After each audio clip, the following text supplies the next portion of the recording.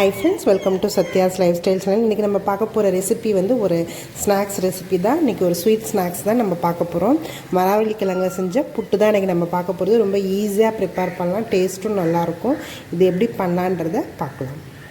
இந்த மாதிரி எல்லாமே தோல் சீவி நம்ம எடுத்து வச்சாச்சு. இதை வந்து இப்போ கேரட் சீவுறதுல வந்து நம்ம துருவி எடுத்துக்கலாம்.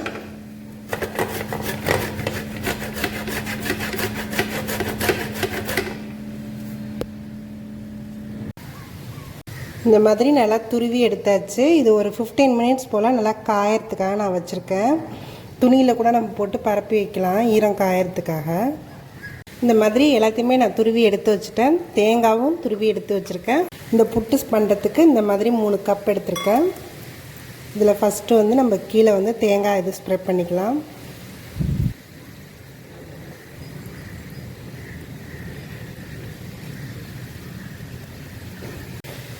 தேங்காய் எல்லாத்தையுமே கீழே ஸ்ப்ரெட் பண்ணியாச்சு. அடுத்த லேயர் வந்து இந்த கிழங்கு எடுத்து வச்சுக்கலாம், துருவுனதை.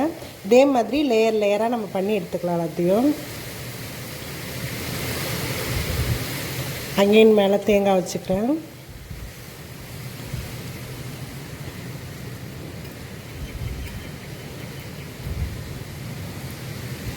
இதே மாதிரியே நம்ம எல்லாத்தையுமே ப்ரிப்பேர் பண்ணி எடுத்து வச்சுக்கலாம்.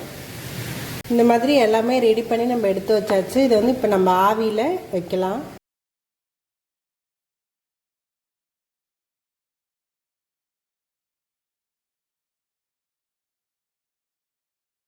இட்லி பானையில் வச்சு நல்லா ஒரு 10லேருந்து 15 நிமிஷம் வரைக்கும் ஆவியில் வச்சு வேக வச்சு எடுத்துக்கலாம். இது ஒரு 15 நிமிஷம் போல் ஆவியில் வெந்துடுச்சு. இப்போ நம்ம திருப்பி போட்டு இதை தட்டினாலே அதுலேருந்து விட்டுடும்.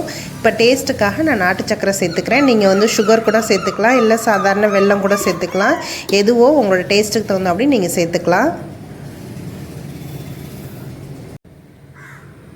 இன்னும் கொஞ்சம் நான் தேங்காயும் கூடுதல் சுவைக்காக சேர்த்துக்கிறேன்.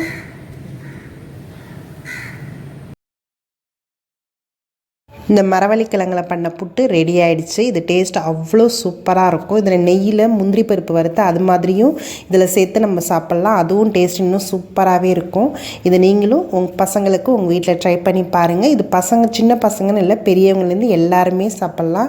இதை வந்து மார்னிங் பிரேக்ஃபாஸ்ட்டாகவோ இல்லை ஈவினிங் ஸ்நாக்ஸாகவோ நம்ம பசங்களுக்கு செஞ்சு தரலாம். இதை நீங்களும் ட்ரை பண்ணி பாருங்கள். என்னோடய வீடியோஸ் எல்லாத்தையும் பாருங்கள். மறக்காமல் எங்கள் சேனலை சப்ஸ்கிரைப் பண்ணுங்கள். தேங்க்யூ ஃபார் வாட்சிங்.